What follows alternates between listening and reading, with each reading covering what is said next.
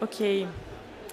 Um, the clock has striken 5:30, so I would suggest we begin with the session.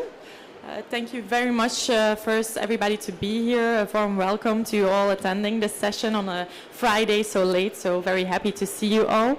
My name is Ilke and I will be the moderator of this session, and this session will be about the G-STIC Climate Action Program. Could we have the first slides up on the screen? As an introduction, this African COP27, it has a clear focus on implementation and finance, as you have all heard in the sessions, of course. And in 2009, high-income countries pledged to provide $100 billion in climate finance to low and middle-income countries by 2020. As you all know, the Global North did not succeed to reach this target, and there is a clear need to restore trust and ensure that the provision of the climate finance happens and that it's provided in a fair and robust way. Next to the financial commitments, the current commitments submitted under the NDCs are nowhere near on track towards a 1.5 degrees Celsius scenario. But as the goal of 1.5 degrees is becoming less and less reachable, the need to implement innovative solutions on a much bigger scale and a faster pace is more urgent than ever. And in this G-STIC Climate Action Program, we have the aim to address both of these elements. Funded by the government of Flanders, Belgium, the government of Flanders that is located in Belgium, this finance call is acting to provide international climate finance in line with the Paris agreements to support developing countries in their fight against climate. By providing this financial support, the projects, we want to fund projects towards climate change adaptation and mitigation, and we aim to strengthen implementation of climate policies, strategies, regulations and action plans of developing countries. This funding call accelerates international climate projects of governments, private organizations, research institutes and NGOs, addressing the needs for both dissemination and capacity building, as well as for demonstration of innovative technological solutions on a local scale is our target.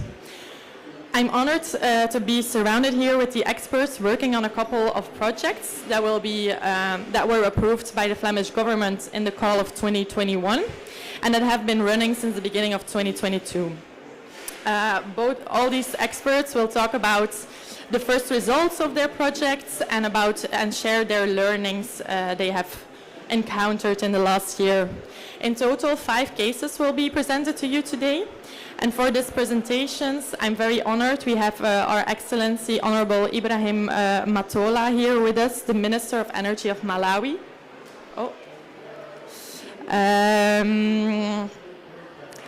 We are also very happy that normally, we hope he will still join us.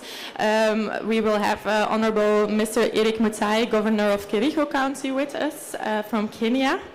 And from Niger, Dr. Andre Kamga from ACMAT will join us later on as well. ACMAT is the African Center for Meteorological Applications for Development. We have the pleasure to have some experts from Belgium in our middle as well. We have Maarten Pelgrims from Energyville Vito. We have Dion Oorschot from Rietland. He is joining us online. You will see him later on. And we have Tine van Hee from Trias, the NGO. I'm looking forward to hear all about your projects, but first let me introduce you to Griet Verstraeten. There she is, as Griet will tell us more about the G-STIC Climate Action Program, its origin and its objectives. Griet works as a policy advisor on climate change adaptation at the Flemish Government's Department on Environment and Spatial Development and is a lead expert for Belgium on the European adaptation strategy. She has over 20 years of experience in spatial planning, climate and environmental policy, sustainable development and international cooperation. Griet forms part of the Belgian delegation here at COP27 as an expert on the global goal on adaptation and loss and damage. Griet, the floor is yours.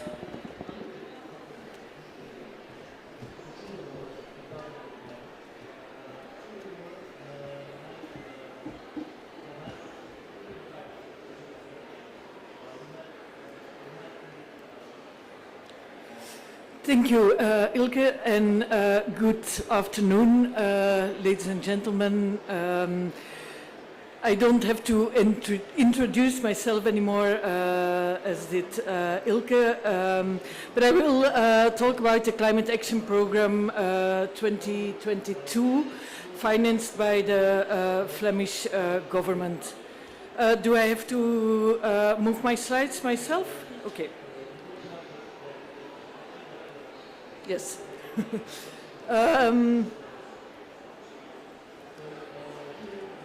The project call information, I will explain a bit what is the context of the project call, the overall context, how did it grow.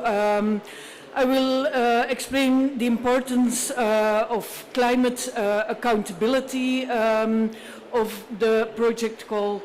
I will explain something about the sectors we're addressing the call at, the importance of participation of Flemish organization and the different project types. The context of a project call, the international context, you all know that the commitment of the developed countries to support developing countries by the provision of international climate finance has been elaborated under the Paris Agreement. And in the EU and in Belgium, which is a country with different regions, with different responsibilities, agreements have been made on this matter, on the matter of international climate finance. In 2019, the Flemish government developed this Flemish governmental agreement for 2019 till 2024. And this agreement states that the government endorses the objectives of the Paris Agreement and demonstrates its international climate ambition by further contributing to international climate finance.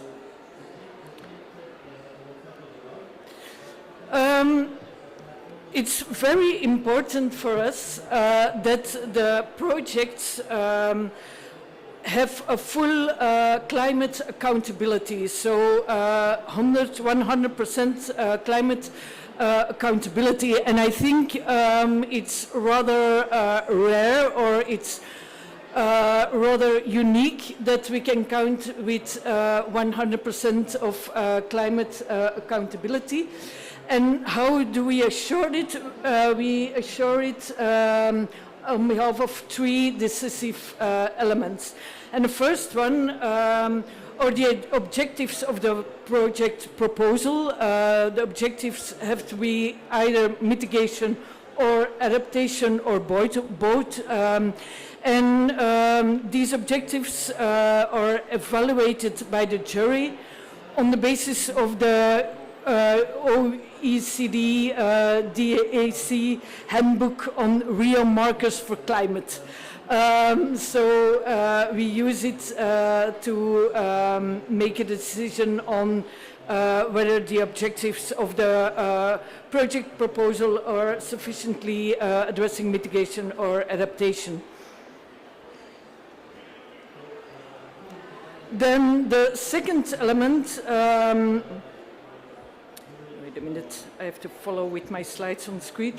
The second element is that the targeted area have to be developing countries, and we use the OECD DSA list of the ODA recipients for reporting in 2022 and the 2023 flows, so all countries and territories eligible to receive official development assistance, ODA.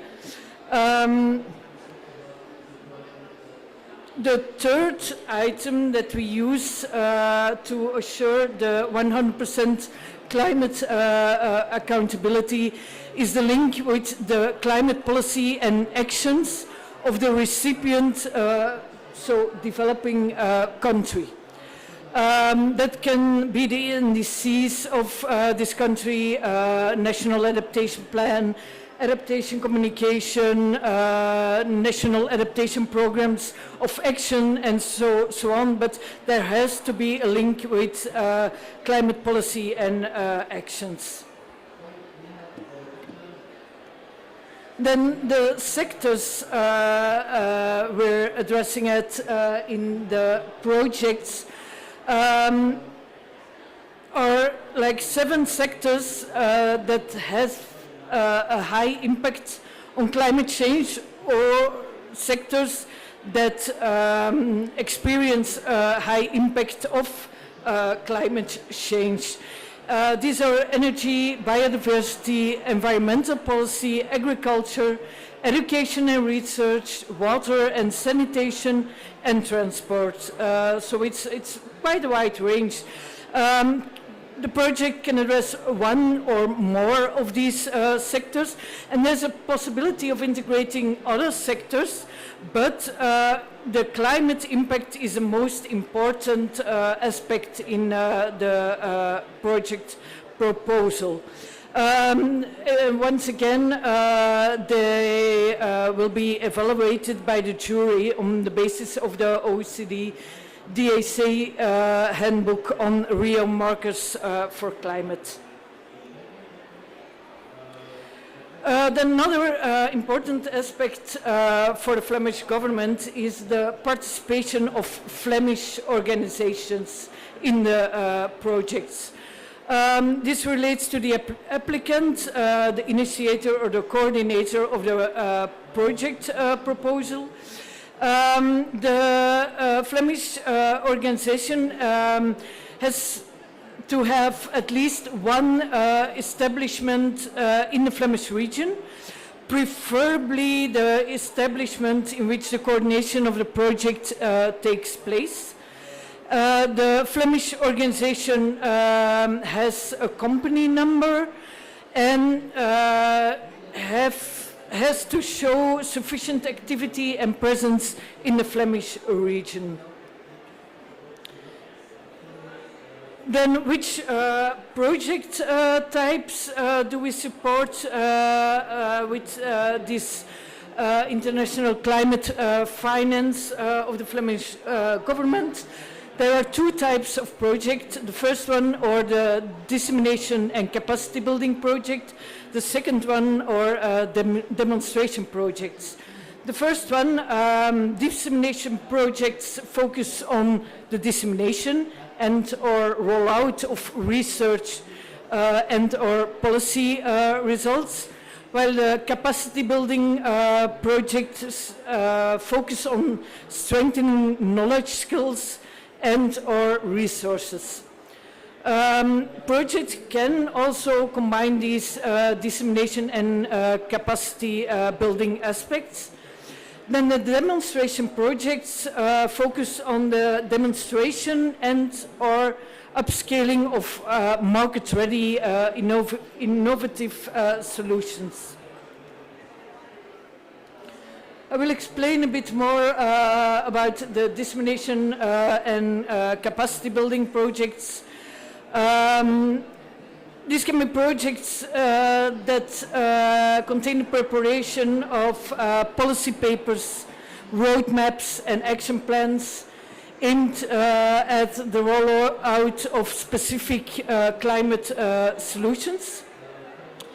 The dissemination of research or policy results, capacity building trajectories that pursue the development of competences and skills with regard to creation or rollout to specific target groups. So it can be education, training, coaching, networking, etc.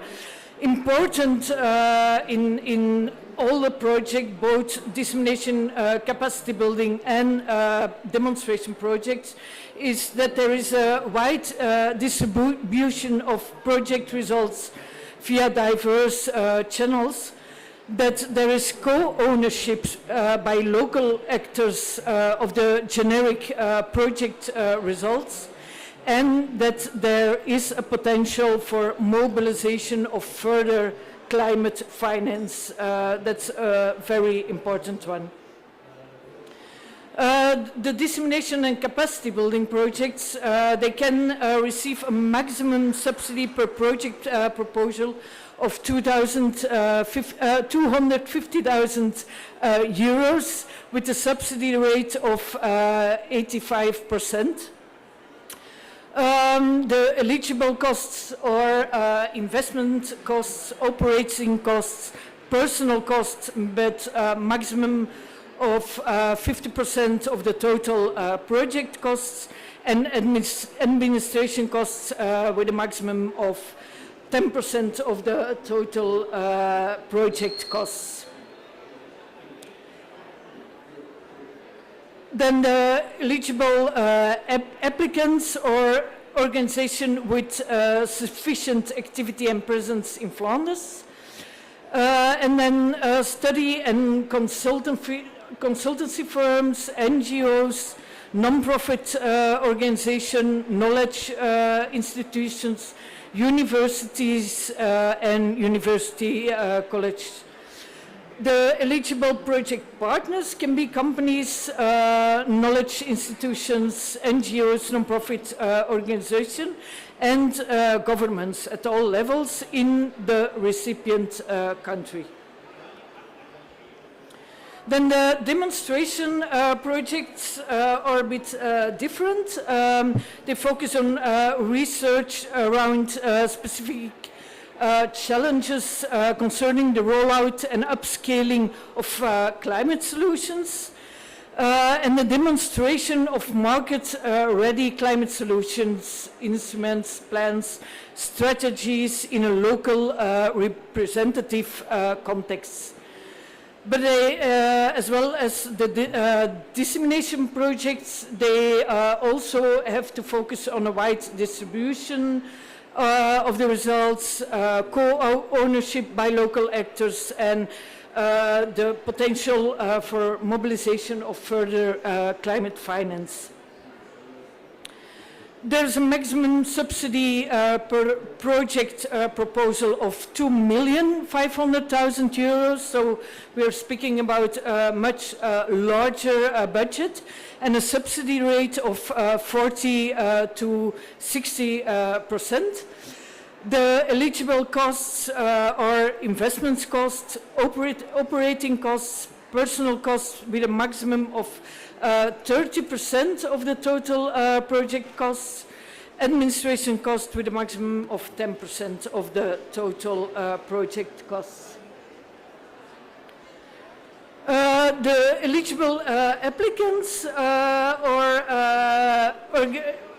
organizations with sufficient economic activity and presence in Flanders.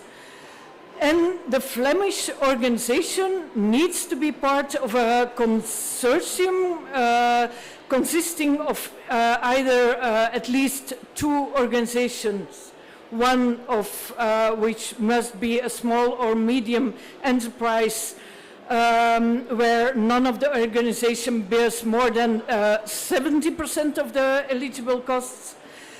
And the organization and one or more research institutes which shall bear at least 10% of the costs and are entitled to publish their own research results. The project partners can be the consortium or companies, knowledge institutions, NGOs, and non-profit organization or local governments at all levels in the recipient country. Then the time frame for the project call in 2022, well, we are almost at the end of the year 2022, so we are really getting to the decision moment.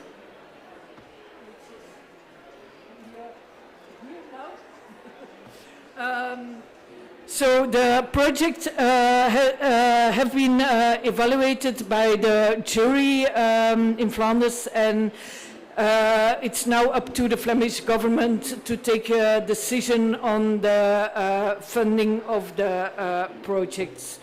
The projects normally will be able to start in January 2023. So I came to the end of my short presentation. I thank you for your presence and attention.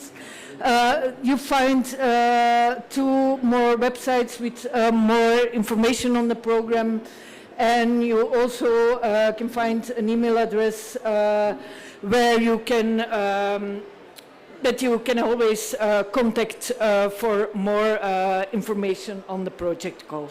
Thank you.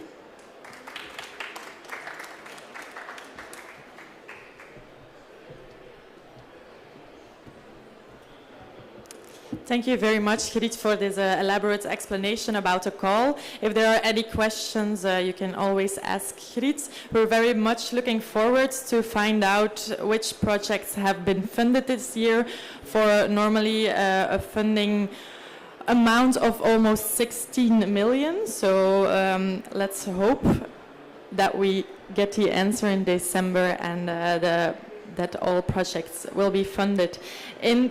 Griet explains the call from 2022, but today you will see some projects that were funded in the call of 2021. In 2021 we funded 13 projects, and with us here we have experts to present 5. For the first project that was actually even funded before in 2020, I would like to invite His Excellency Honorable Ibrahim Matola to the stage to share his words with us. Since 2022, Mr. Matola has been appointed Ministry of Energy in Malawi. In 2012, he also operated as Minister of Energy after serving for 6 months as a Deputy Minister of Energy and Climate Change. Honorable Matola was a member of the Malawi Parliament for 2 terms from 2004 to 2014.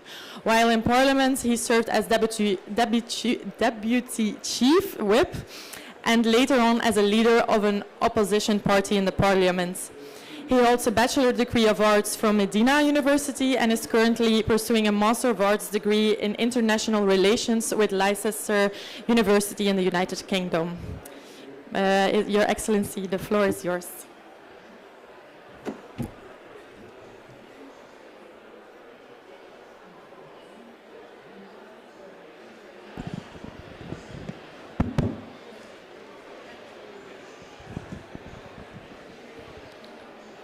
Good evening. We are starting a day because we are here. On behalf of the Malawi government and also my Ministry of Energy, I'm greatly honored to be part of this success event where I'm one of the panelists and rubbing shoulders with prominent men and women, but also sharing the success stories from our countries and also from the donor community who are championing in this project regarding data and statistics. As most of you are aware, in developing countries such as Malawi, it is greatly not easy to get data and access to data, and let alone data that is credible and in the right format. Unreliable data results in having wrong statistics, which eventually may lead in making wrong decisions and plans. data and statistics are key in energy planning, just like they are in other sectors as well. For instance, development of energy balances requires credible data and statistics. According to our national energy policy in Malawi, Malawi intends to increase access to affordable, reliable, sustainable, efficient, and modern energy for every person in the country. To achieve this, there is need to make informed and right decisions in the planning processes. And one of the inputs into the planning processes is reliable and statistics. To match energy demand and supply in the country, such as Malawi, data and statistics is key. To achieve Malawi's commitments under the nationally determined contributions and NDCs, data and statistics are also key. For Malawi to prepare national communications to the UNFCCC, which is supposed to include information on energy, there is need for credible data and statistics in energy generation, demand, supply, and also consumption.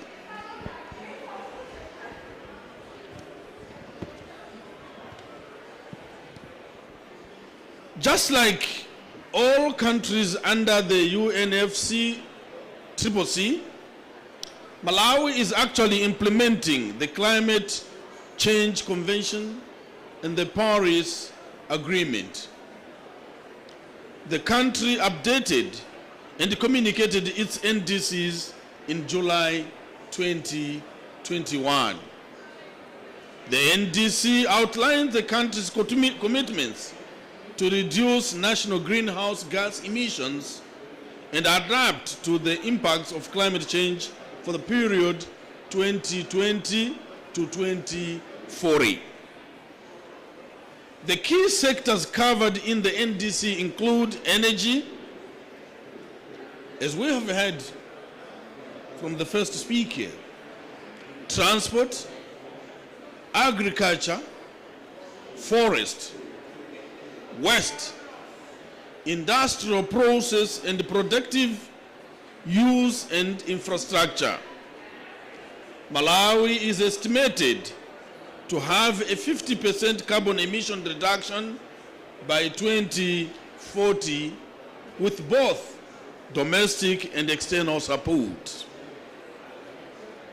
Malawi's NDC revision process was supported by the NDC partnership through the Climate Action Enhancement Package, CAEP.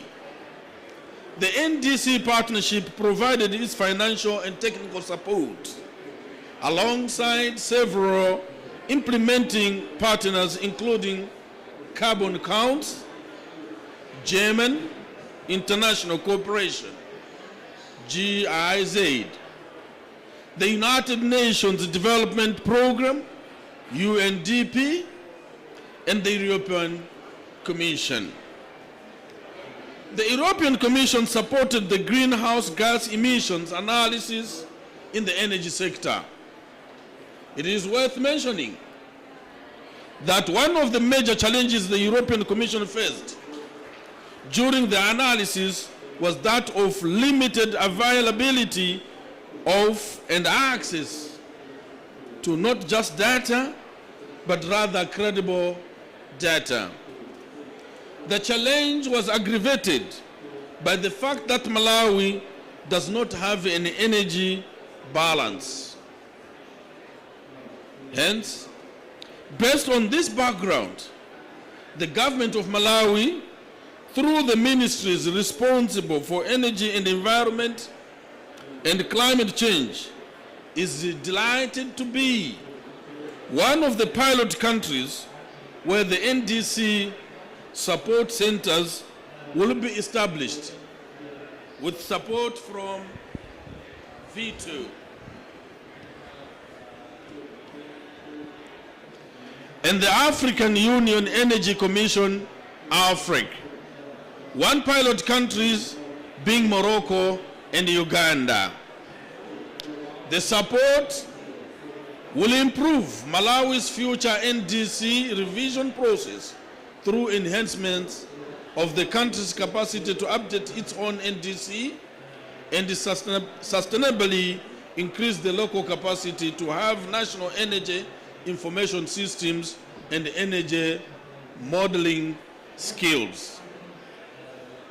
Malawi will also benefit from the NDC Support Center through enhancement of competencies on energy and climate modeling, and this will enable the country to prepare national communications and NDC governance processes.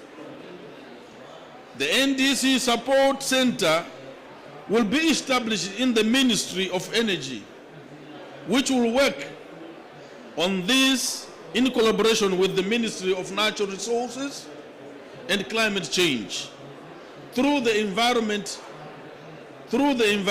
Affairs Department, which is the UNFCCC focal point. I'm pleased to state that Malawi has already started benefiting from this initiative through capacity building interventions. VITO and the African Union Energy Commission conducted virtually training sessions from January to March this year. A second phase of the trainings was conducted in person in June this year. The trainings involved representatives in the energy sector, both in government and private sector. I'm reliably informed that another physical training is planned for the week beginning 20th of November, which is just days away from COP27. The training so far have focused on energy data, data access, energy balances, and energy modeling, and they targeted both data users and providers. These are timely interventions as the country prepares to develop its first biennial transparency report, BTR, under the Enhanced Transparency Framework, ETF, which will be combined with the fourth international communication and approved by the Global Environment Facility, GCF, through the UN Environment. The support by VITO and the African Union Energy Commission will therefore complement the efforts made under the Capacity Building Initiative for Transparency, CBIT, which is aimed at improving data quality and access through capacity building.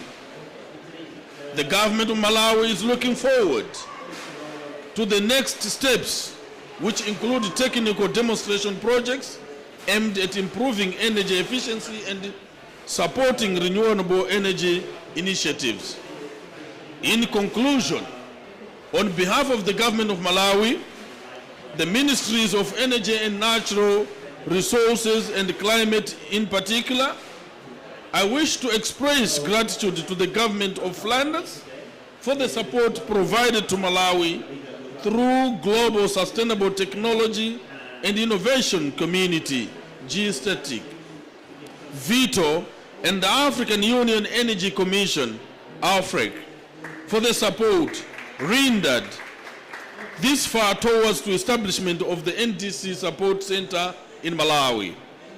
Once again, I'm also grateful for providing me with this platform to share the experiences and interventions in Malawi in relation to data and statistics.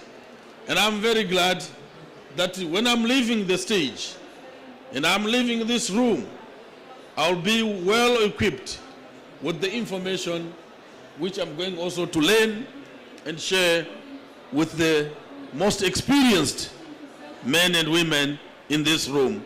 I thank you very much for being attentive, and may God bless you.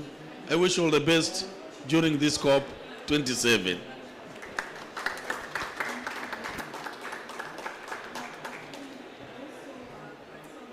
Thank you very much, Your Excellency, for those beautiful words and for underlining the importance of credible data and to make the need for credible data to make objective decisions, and sharing your commitments to contribute effectively to the NDCs. We are also very grateful for your attendance today. To further go into detail on the NDC support project with the government of Malawi, we have here with us Maarten Pelgrims. Maarten has been working for 5 years for Energyville in Vito as a researcher on international energy and climate projects and on policy. He is active as a project manager on several energy and climate projects, such as the African NDC Project Center that he will now present. Maarten, the floor is yours.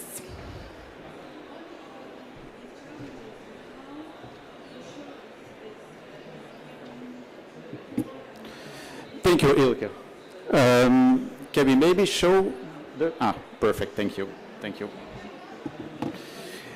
First, I'd like to thank the Minister for his kind words. He already beautifully introduced the project, the activities, and the tasks that we currently already jointly doing in the past year and basically 2 years.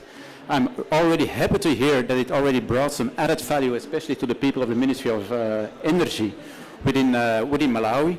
And we hope that in the coming months and years that we can keep this collaboration going on as we see and collaboratively can increase the capacities of the Ministry of Energy. But I'd like to present you broadly more into the details of the NDC Support Center, the project, or basically the program that we have developed under the climate finance of the Flemish government. Maybe one step back, the NDC Support Center, as the majority of you already know, is one of the articles presented in the Paris Agreement, especially in Article 4.2, where it has been stated that each party shall prepare, communicate and maintain successive nationally determined contribution that it intends to achieve. A second line on this is that each party shall pursue domestic mitigation measures with the aim of achieving the objective of such contribution. Now basically this is a very broad sentence which of course to bring this to life, to really bring this NDC to a useful policy document, a lot of challenges can be identified. The NDC Support Center itself is basically fitted on some priority challenges that we basically have identified when it comes to the development of a proper NDC, when it comes to a proper, let's say, development of a climate plan and energy plan of a country.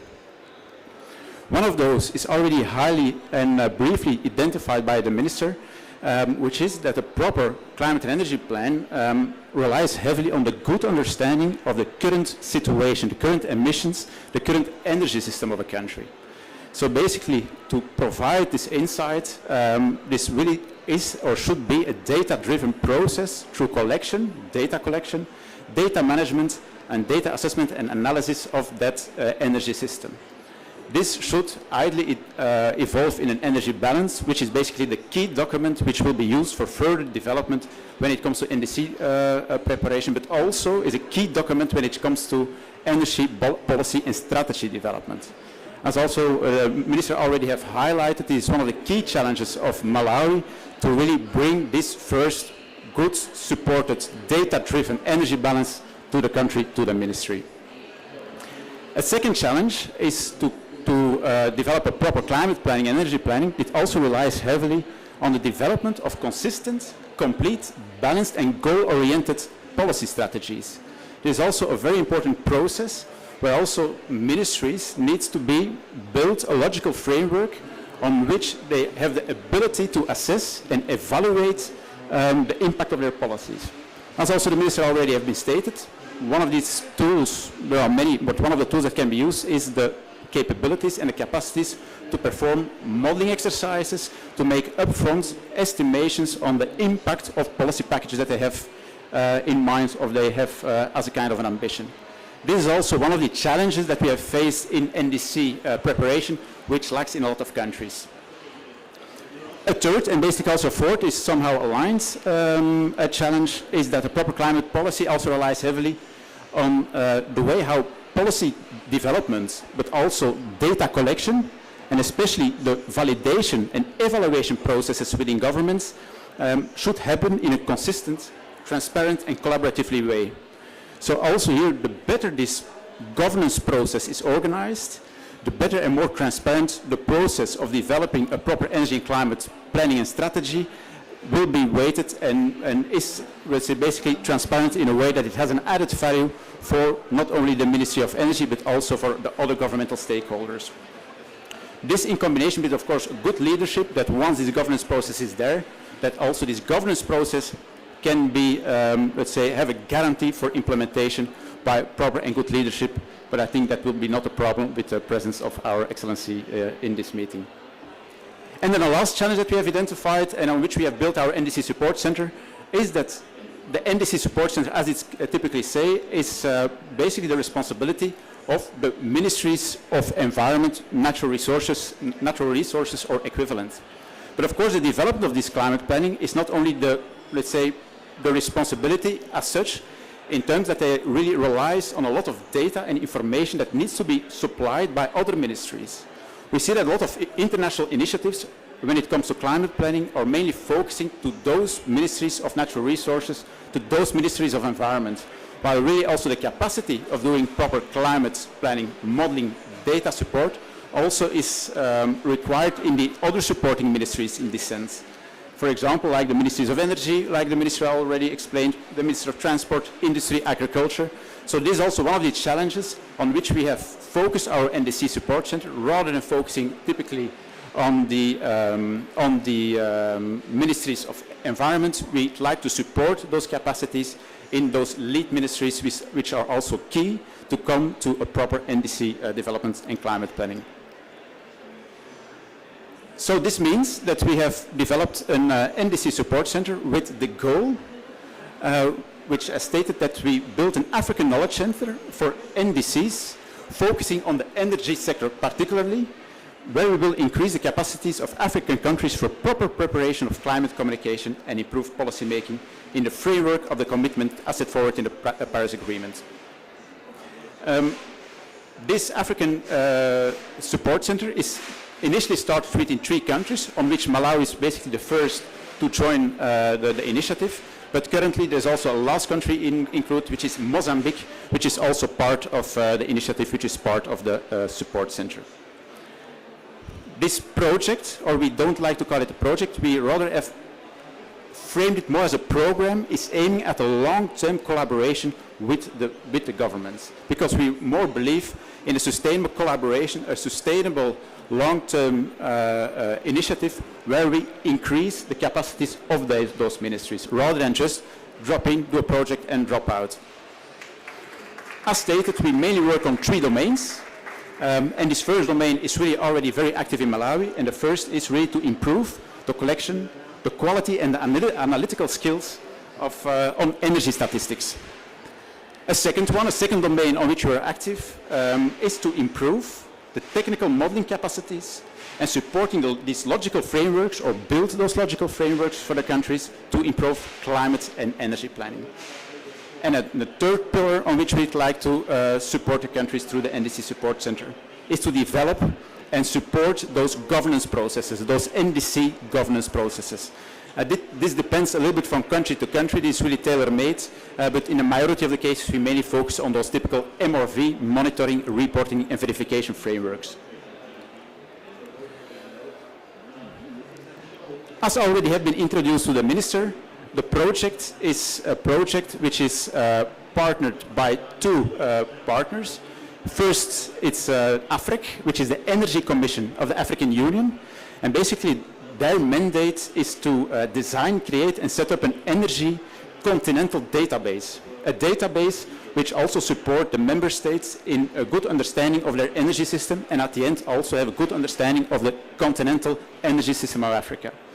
So within that framework, we support mainly on that first pillar to support the energy statistics, of course within the protocols, within the frameworks of AFRIC, within the frameworks of the African Union.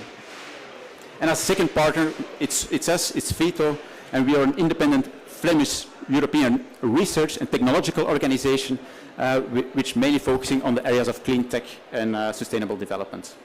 And the program is funded and is only possible with the support of the Flemish government through international climate finance and also through the framework of the G-STIC fund platform.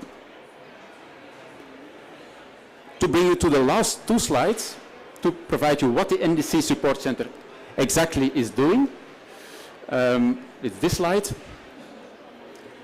The NDC Support Center is basically a virtual center with one focal point sitting within AFRIC, within the African Union, the Energy Commission, where we try to translate and use the explicit country demands and try to translate the needs of a country into a tailor-made approach. So the center has not a pre-digested solution for every country, but we really work together with the country to come to a country-specific national action plan.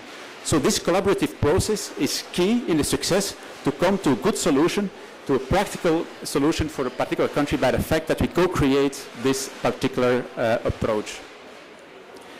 As already stated, that approach will mainly active, selected and chosen within the three domains. Can be the three of them, can be one a little bit more than the other, depends from country to country. But for Malawi, in this case, we really focus especially on energy statistics improvement and the energy and climate modeling capabilities. A little bit in lesser extent, the governance aspect based on their energy, on their national action plan, which is basically the backbone which we execute in terms of activities in each and individual country. The specific activities that we perform, this can be brought in the last slide, is we work in three domains. But these domains can be translated in very specific interventions that we do in each country.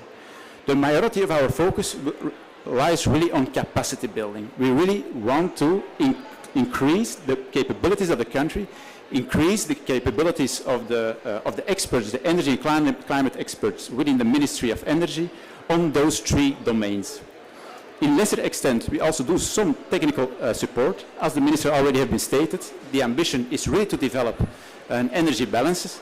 Of course, here with our consultants, we really support them also in reviewing, providing feedback, and building together also part of this energy balances to guarantee that this energy balance also reach the standard or the international standard of the African Union of AFRIC. So this is one of these technical support that we, for example, can provide depending on the needs of a country. And then in lesser extent, we also do some smaller demonstration project, also depends on the needs of a country, and also some smaller IT infrastructure, especially when it comes to software, licenses, computer materials, etc. This is also part of the support that we have foreseen under the NDC Support Center, also again on the request and on the demand of the country, which will be the case, I think, in the 4 cases for the Malawi government. So this was I think in a nutshell, the NDC Support Center, or at least the broader framework of the NDC Support Center. If there are further questions, don't hesitate to ask me after the session, and then I'd like to provide the word back to Ilke. Thank you.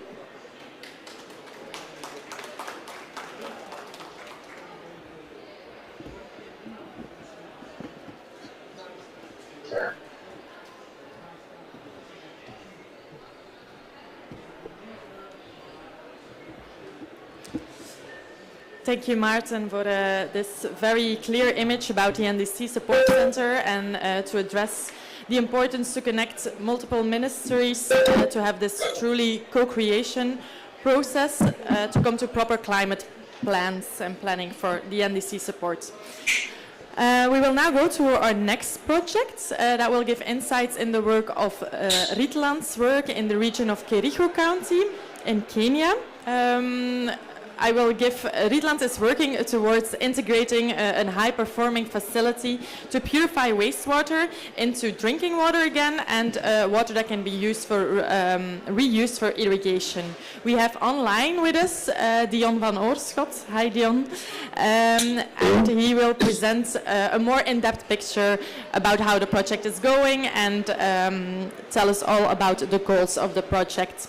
Mr. van Oorschot has been the director of Rietland since 1994 and has designed and constructed hundreds of wetlands for wastewater treatment. Most projects were built in Belgium and the Netherlands, but there were also several projects in China and the Middle East. This decade, Dion has focused on aerated wetlands, focused on bed aeration, and co-authored several articles on that topic. Dion, take it away.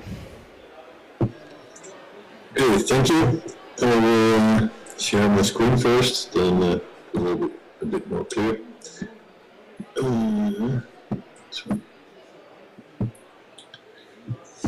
Yes. Okay, for our project, as Ilka already stated, it's located in Kericho County in Kenya.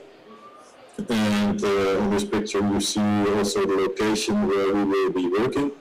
This is a photo of the wastewater treatment plant that's near the city of Kericho in Kericho County. To the left of the slide you also see the project partners that have submitted their proposal to the G-STIC Climate Action Program. Next to Rietland, it's the Ghent University. Kovrax, that's our construction partner. In Kenya, we have our local partner who follows up the project locally is Clean Water Agency, and they also are responsible for part of the technical system. Then we have FLACWA, a Flemish supporting institute that resides under Vito. And in Kenya, we also have the local water and wastewater utility Kewasco and the county government. And it's not, we don't have a logo, it's the last partner. Local partner is Kabianga University, who will be locally involved in the research that is involved with this project. Okay, to localize the project a bit further, here we see a map of Kenya. In the center you see Lake Victoria, so County Kericho is to the west of Kenya, it's not so far from Lake Victoria. And on the photo inset you see the current wastewater treatment plant.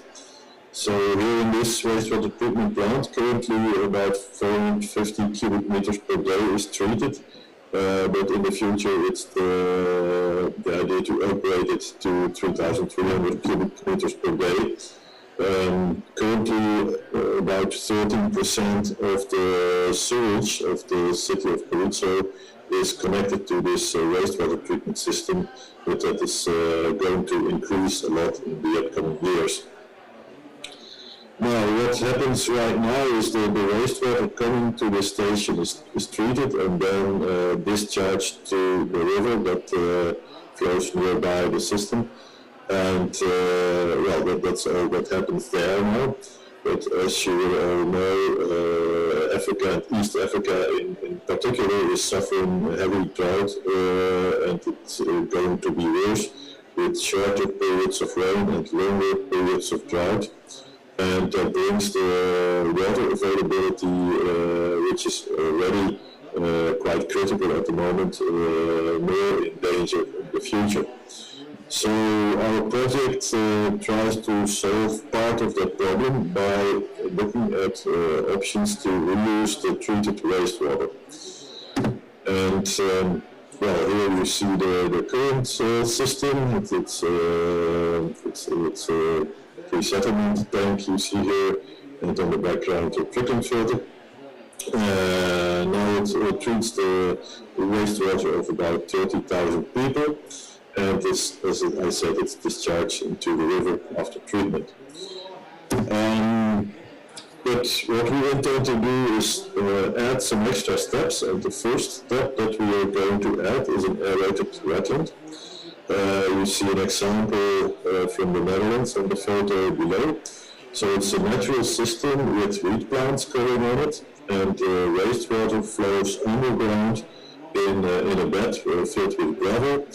And on this gravel there will be bacteria growing who will clean the wastewater further. And that is necessary because we need to clean it much further to remove, for instance, pathogens that cause diseases. And we also need to reduce the biological activity in the wastewater, because the next step that I will show you in the next slide needs to be protected against too much biological activity. But in this first step already makes a big progress, also if you just discharge it into the river, because most pathogens will be removed, so that will increase the health situation of the river, because downstream of the wastewater treatment plants there can be people taking up water from the river or using it for washing, etc., or other activities, irrigation, and if there's a lot of bacteria still in the in the river water, that will cause diseases both for people and possibly for cattle and those drinking from the river. So that after the treatment wetland, there will be a membrane filtration system that will be provided by Clean Water Agency. And the membrane system is actually, it's a very fine membrane where water is pressed through the membrane, and because it has very tiny holes, all the bacteria and viruses will be removed. So it's a full disinfection step. And you can also add active carbon and sand filtration to remove all the remaining pollutants. So the main purpose of this system is again to further reduce micropollutants and pathogens. So you disinfect the water, but you also take out other hazardous compounds. And ideally we strive to reach drinking water quality, but it's still something that we need to test, of course, locally if we really reach that quality. But the resulting water from this system of the wetland plus membrane filtration will at least be suitable for irrigation, for crop irrigation, which is also very important in Kericho County. If you're there, you will see a lot of, for instance, tea plantations. It is one of the most important agricultural activities in this region. And of course, this tea needs also, these plants need water, so you can also use it for irrigation. The demonstration goals we have is we strive to reuse of the effluent of the wastewater treatment, so we can get to 50 to 100% of reuse of the water, so that will be a huge amount of water that will become available for the county. We might be able to produce potable water that can be sold, and that makes it also an interesting business model. We have irrigation water available for in periods of drought, and we improve the quality of the remaining discharge to the surface water, to the river. So we also get environmental and health benefits. So in this way we can work on several SDGs, like SDG 6, of course, which is about the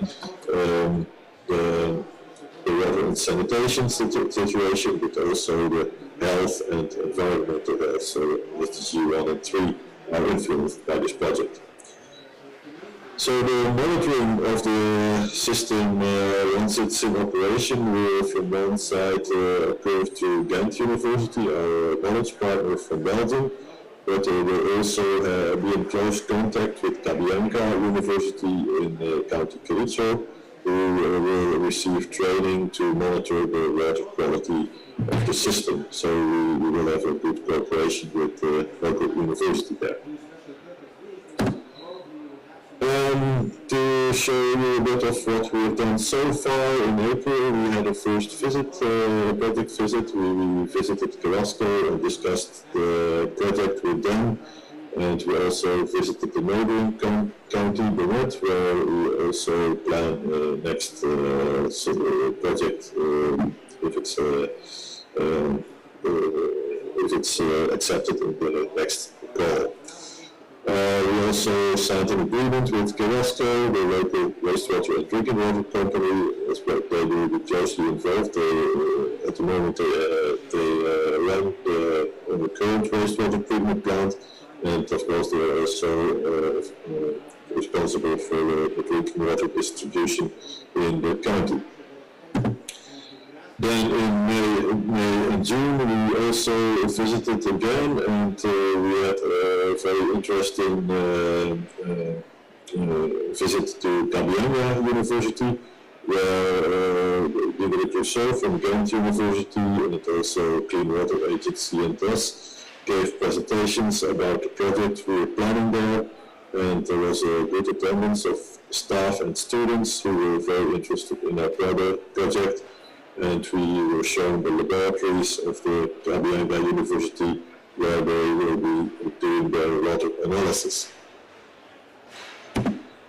Then the plan end of this year, we are going to design the system and start with the construction.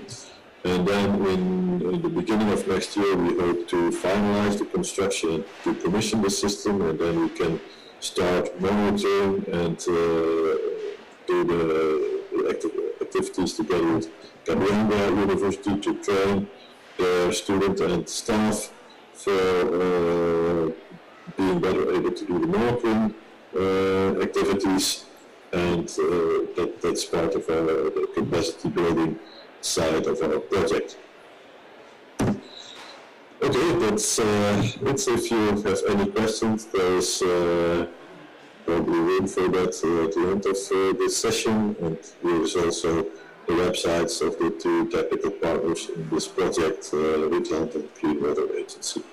Thank you.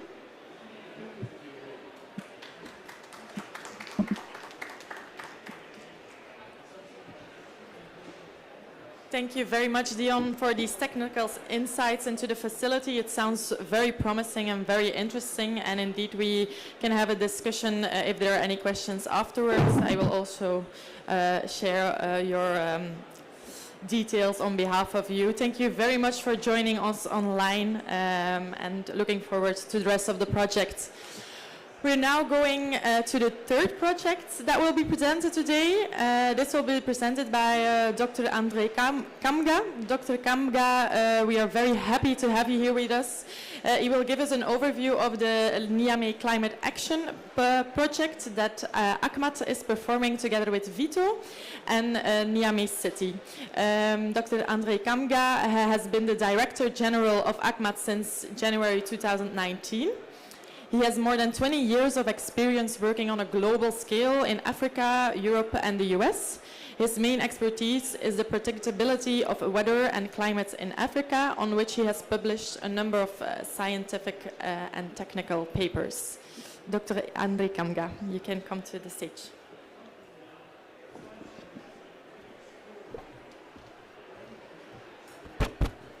Okay, thank you.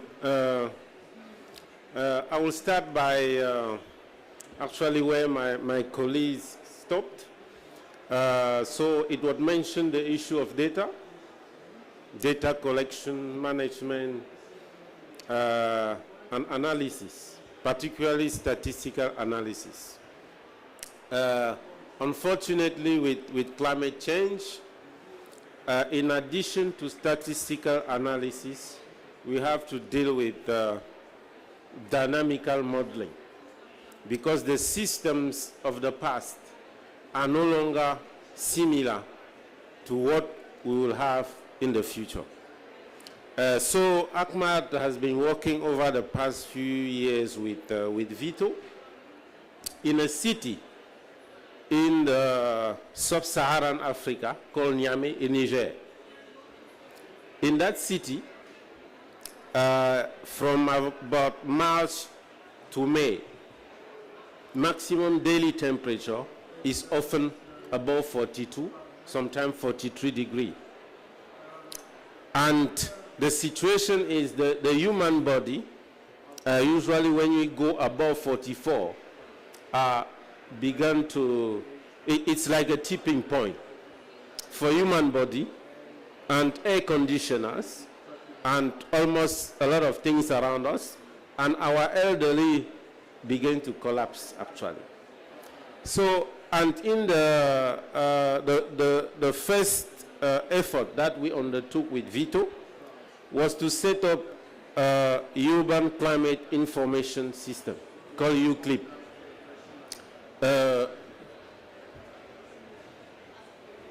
Why? Because at the global scale, with the IPCC, we have the pattern that, that is known in terms of global warming globally, but to do mitigation and adaptation at the local level, we need the data, actually local data.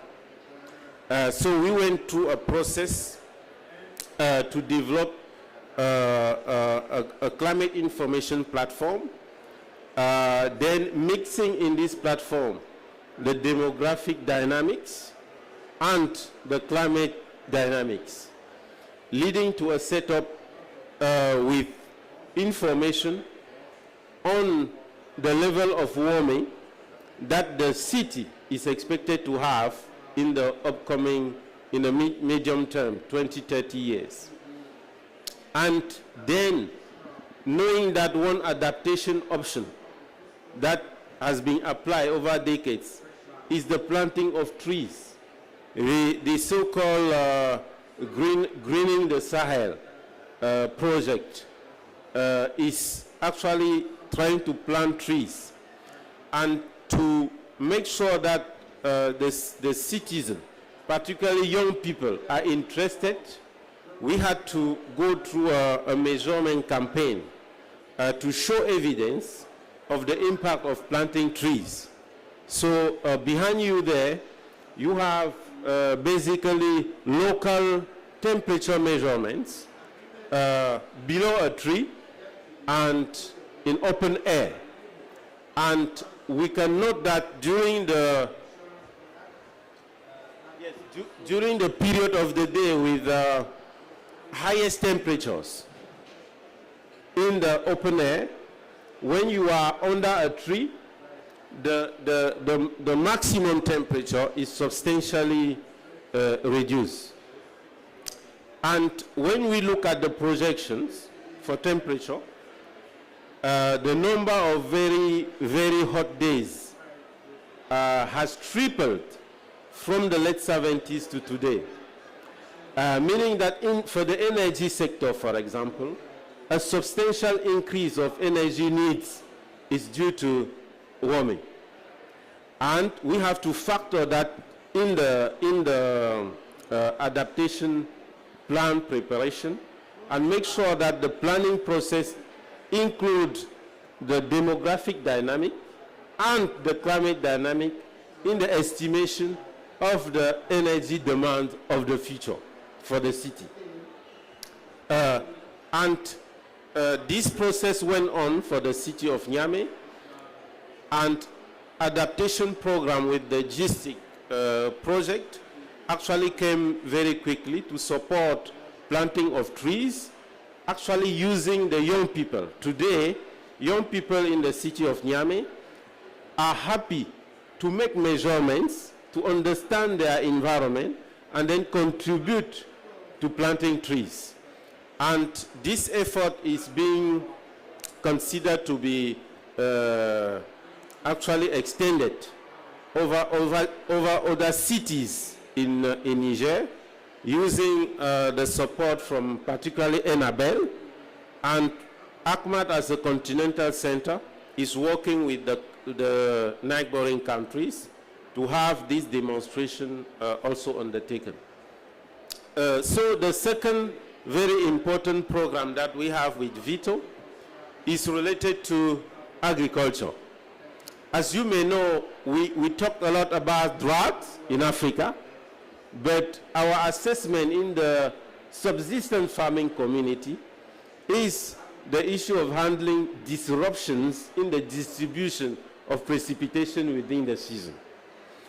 Basically, a delay on the start of the season. So knowing that specific needs that have been expressed, we work with Vito to develop a platform called ClimTAC, Climate Information for Agriculture. And our objective was basically to develop climate information that can help to update agricultural calendar, meaning all the indicators that are of interest to the farmers can be updated, knowing that in most of our countries, the agricultural calendar were developed with the climate of the past several decades. We have now a platform called ClimTAC, which is being used to train experts in African countries to update their agricultural calendar and to prepare adaptation plans for the agricultural sector using the indices from this platform. And I think Malawi is one of the pilot countries in Southern Africa to implement this platform. And so our contribution here is really to highlight that those details and the co-benefits of planting trees, which is a mitigation effort on one hand, but is also an adaptation effort to help us handle and manage heat-related risk. Thank you.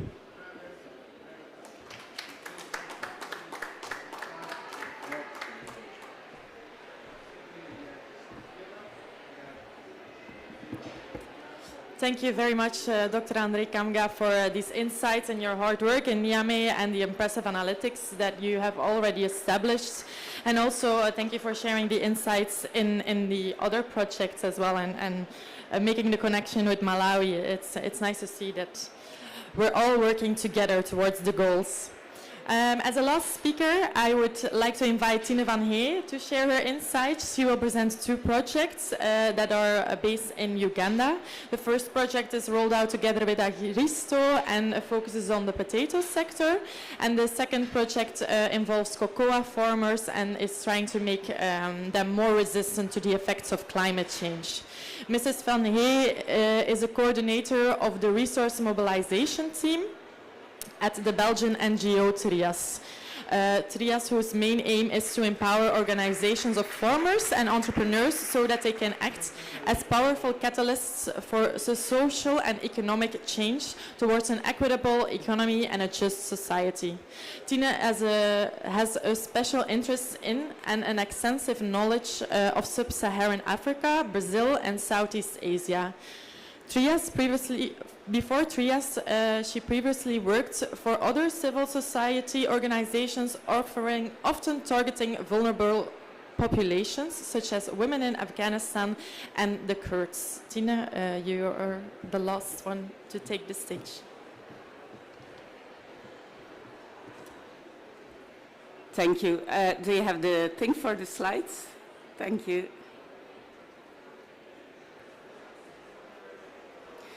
Okay, as I'm the last one, I think my main challenge will be to keep you awake. I saw a lot of you yawning already, so I hope you're ready to go. Also, I feel it's very loud everywhere, so I will try to be also a bit louder. Okay, so TRIAS is a Belgian NGO. We work in 15 countries worldwide, and our main aim, our main business is to empower organization of small-scale entrepreneurs and family farmers. Why are these small-scale farmers so important? Well, they produce 1/3 of the world's overall food production, and in the meanwhile, they only received, according to latest IFAD figures, 1.7% of the climate financing. So you can clearly see there's a huge discrepancy here. And this is something we really want to address, and that's also why we are here at the COP. Also, you can also you can imagine yourself, these are smallholders. They don't have any financial reserves. They don't have any financial buffers. So when climate change affects their yields, they really get affected like in a very direct way. They lose their livelihoods, they lose their income. So it's them who really need the support. It's not the big businesses, but it is these really small farmers who really need the support. And that's why we try to do, and that's what we try to do through the help of here the Flemish government and G-STIC. Also, the first project that was approved in 2021 is making smallholder potato farmers more resistant to climate change. The project is located in Uganda, the west of Uganda, in the West Nile district and Zambo district. It's a very poor district, one of the poorest regions in Uganda. Why we do what we do, very important. What's the problem there? Well, there's, first of all, because of year-long underinvesting, it's already a situation that is not ideal. Their yields in potato are not very big. There's a very poor quality of the seeds, and there is no proper storage facilities. And they had been using inappropriate cropping practices for years. So there was already a very vulnerable situation to start from. And now, of course, the last years they have been affected by climate change. How does it affect these farmers in specific? Well, there are, as also other speakers already explained, there are longer periods of droughts, but also when it rains much harder, and there's about periods of abundant rainfall that causes erosion, landslides, that causes, again, loss of the soil fertility, which causes, of course, a decline in the yield, which is very problematic for our smallholder farmers. Yes, also because of the difference because there's a longer dry period, the potatoes start to grow later, and therefore they grow in a period where there's more pressure in terms of pests and other diseases, so they're more vulnerable to diseases as well. So that's a bit the problem we're facing now, and they are facing now. Now, when we go there, how do we start with defining what needs to be done? Actually, it's we apply the Building Resilience tool. It's a tool developed by Agricort and FFD. These are Trias partners. Agricort is actually the alliance of several agri-agencies, and FFD is our Finnish partner organization. Both in the room, you can wave if you want to. So how does it work?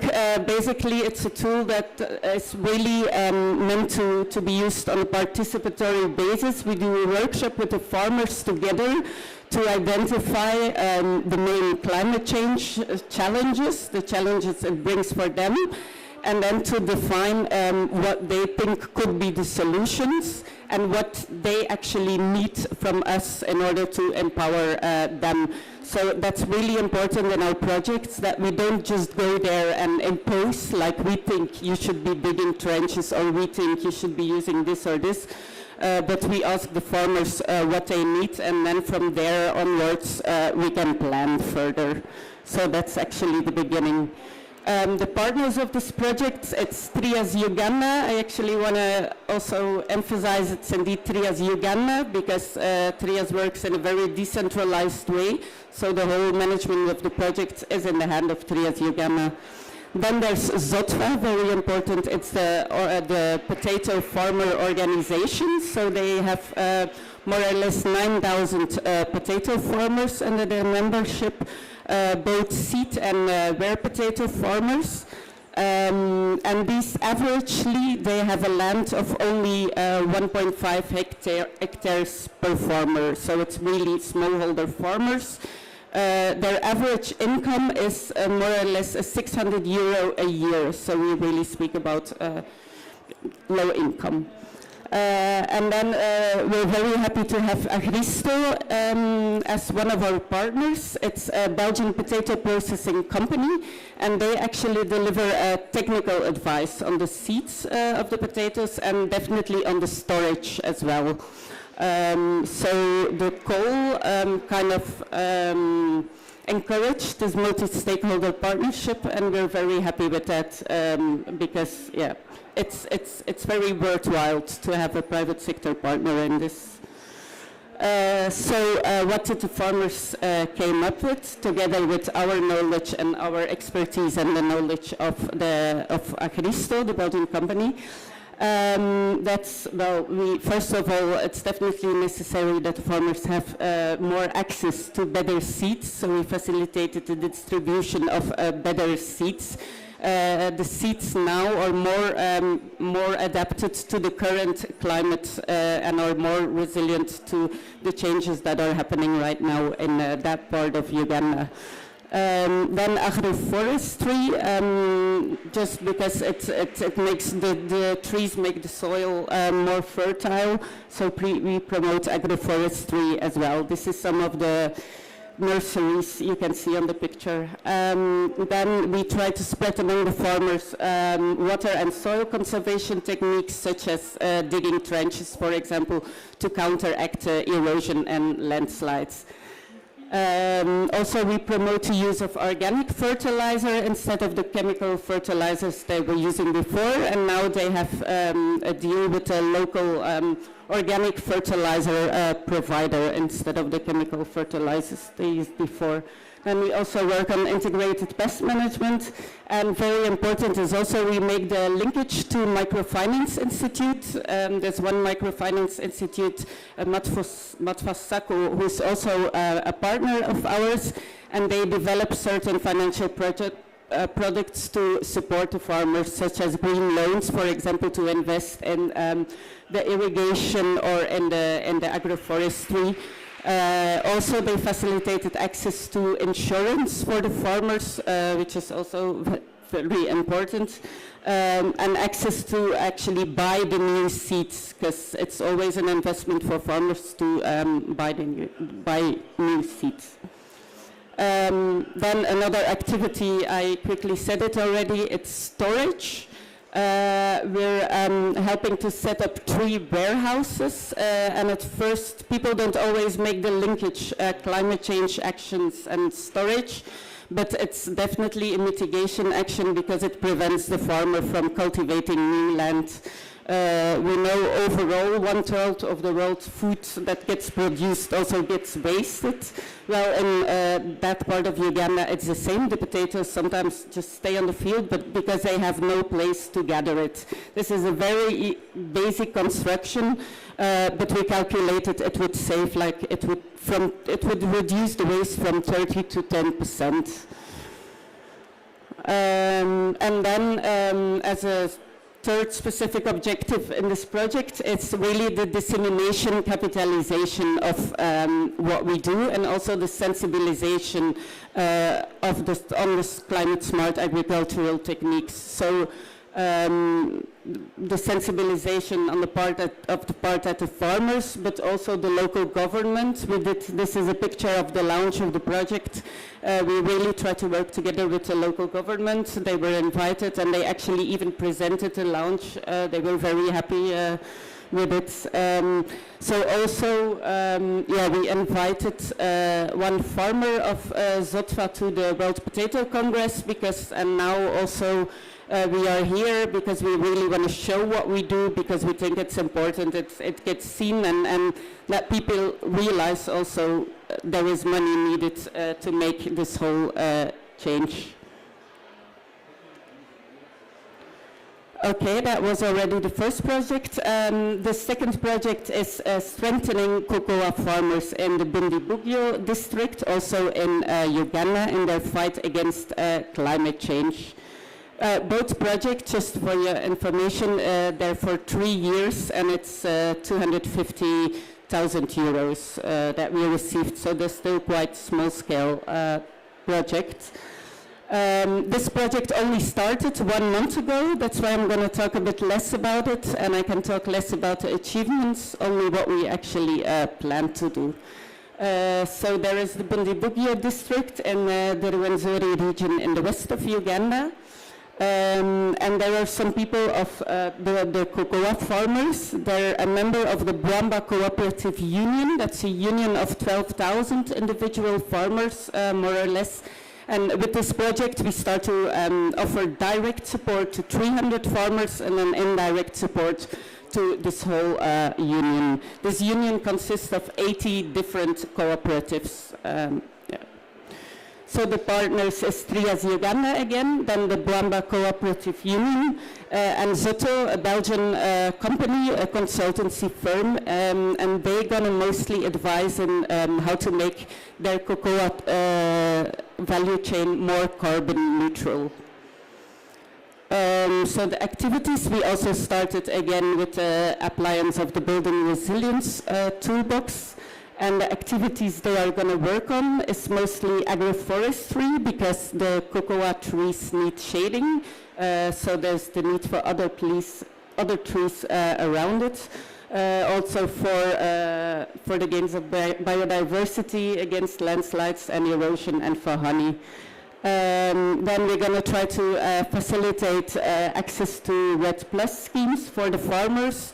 We're also going to try to facilitate access to carbon credits. But as I said, it's only 1 month ago that it started, so we're still in the process of it. We will also try to use the waste of the cocoa beans to create byproducts such as manure, for example, and also energy.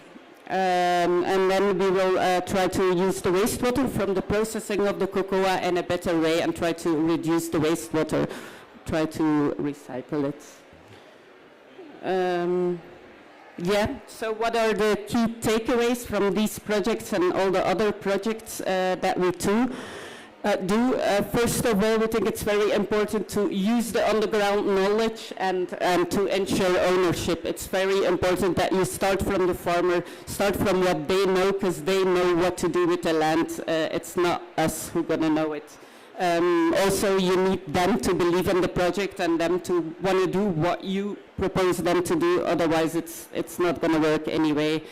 Then secondly, it's very important to sensitize the farmers, but also the consumers, the governments, the private sectors. We need everyone on board to make this huge transition we need to make. And then thirdly, very important, make it financially viable for the farmer. It should be a win for the farmer as well, otherwise it's not a fair deal. So yeah, that was also in a nutshell and very quickly the overview of our 2 projects. But if you have more questions, you can definitely ask me. Thank you.